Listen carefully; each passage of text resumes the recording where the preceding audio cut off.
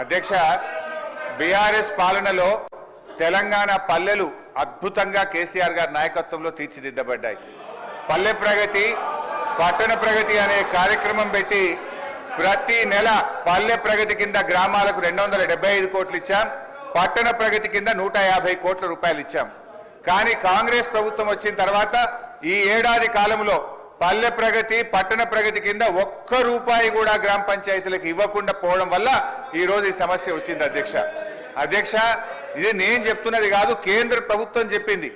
దేశంలో ఉత్తమ గ్రామ పంచాయతీల అవార్డులు ప్రకటిస్తే టాప్ 20 అవార్డ్స్ లో 19 అవార్డులు తెలంగాణ రాష్ట్రానికి వచ్చాయి. 20లో 19 తెలంగాణకు తెచ్చిన ఘనత కేసీఆర్ గారిది, బీఆర్ఎస్ ప్రభుత్వాన్ని. సో ఆ రకంగా పల్లెలు చేశాం. ప్రతి గ్రామ పంచాయతీకి ట్రాక్టరు, ట్యాంకరు, ట్రాలీ, నర్సరీ, వైకుంఠధామము, డంప్ యార్డు పెట్టి తెలంగాణ పల్లెలు దేశానికి ఆదర్శంగా నిలిపిన ఘనత కేసీఆర్ది, బీఆర్ఎస్ పార్టీ. అధ్యక్ష మేము గౌరవనీయులు మంత్రి గారిని కోరేది ఒక్కటే, ఇవాళ ఈ ప్రభుత్వం వచ్చిన తర్వాత ఎస్ఎఫ్సి నిధులు విడుదల కావట్లేదు. ఈజీఎస్ నిధులు కేంద్ర ప్రభుత్వం ఇచ్చినా డైవర్ట్ చేసినారు. 15th ఫైనాన్స్ కమిషన్ డబ్బులు కేంద్ర ప్రభుత్వం ఇస్తే డైవర్ట్ చేసినారు. జీపీ జనరల్ ఫండ్ కూడా వాళ్ళ డబ్బులు వాళ్ళు ఖర్చు పెట్టుకోవడానికి కూడా ఫైనాన్స్ నుంచి క్లియరెన్స్ ఇయ్యక చెక్కులు పాసుగాక ఇవాళ సర్పంచులు ఆత్మహత్య చేసుకునేటువంటి పరిస్థితి వచ్చింది.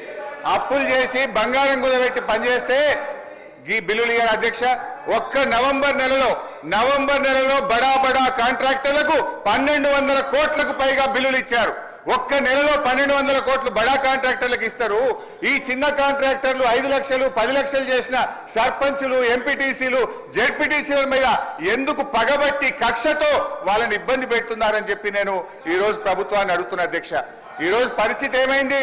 గ్రామ పంచాయతీలకు రెగ్యులర్ గా ఇవ్వాల్సిన నిధులు ఇవ్వకపోవడం వల్ల చివరికి ఏం దాకా వచ్చిందంటే అమెరికా దేశం తెలంగాణకు పోతే చికెన్ గున్యా వ్యాధులు వస్తున్నాయి, జాగ్రత్త అని అమెరికా దేశం ఆ దేశ పౌరులను హెచ్చరించే పరిస్థితి ఏర్పడ్డదంటే పల్లెల్ని ఏ రకంగా మీరు నిర్లక్ష్యం చేశారో అర్థమవుతా ఉంది. ఇప్పటికైనా ఇది ఇప్పుడు అమెరికా తెలంగాణ పోతే చికెన్ గున్యా వస్తుందని ఆ దేశ పౌరులను హెచ్చరించిందంటే ఇది మన రాష్ట్రానికి అవమానం, ఈ దేశానికి కూడా అవమానం. మీ పాలన ఆ రకంగా ఉన్నది. సో దయచేసి మేము కోరేది ఒక్కటే అధ్యక్ష, వీళ్ళు బిల్లులే కాదు అధ్యక్ష, ఎంపీటీసీలు, సర్పంచులు, జెడ్పీటీసీలు దిగిపోయి 9 నెలలు అయింది, ఇంకా వాళ్ళ జీతాలు కూడా పెండింగ్లు ఉన్నాయి. 1వ తారీఖు జీతం ఇస్తామని చెప్తారు. జెడ్పీ చైర్మన్లకు, జెడ్పీటీసీలకు, ఎంపీటీసీలకు దిగిపోయి 9 నెలలైనా 3 నెలల జీతాలు పెండింగ్ ఉన్నాయి. అధ్యక్ష ఆ జీతాలు ఇయరైతే పనిచేసిన దానికి బిల్లులు ఇయరైతే వాళ్ళు మిత్తిలు కట్టలేక, అప్పులు కట్టలేక ఇవాళ చాలా బాధల్లో ఉన్నారు. నేను సూటిగా మంత్రి గారిని అడిగేది ఒక్కటే, దయచేసి త్వరలో ఇస్తాము, తొందరలో ఇస్తాం కాదు అధ్యక్ష, స్పష్టమైన డేట్ చెప్పి గ్రామ పంచాయతీ ఎన్నికలు మీరు పెట్టబోతున్నారు, ఆ లోపు వాళ్ళ బిల్లులన్నీ కూడా క్లియర్ చేయాలని చెప్తా ఉన్నాం. మీ దాంట్లో ఏం చెప్పింది అధ్యక్ష? ఈరోజు ఇది మీ మేనిఫెస్టో, కాంగ్రెస్ పార్టీ మేనిఫెస్టోలో ఏం చెప్పింది అధ్యక్ష?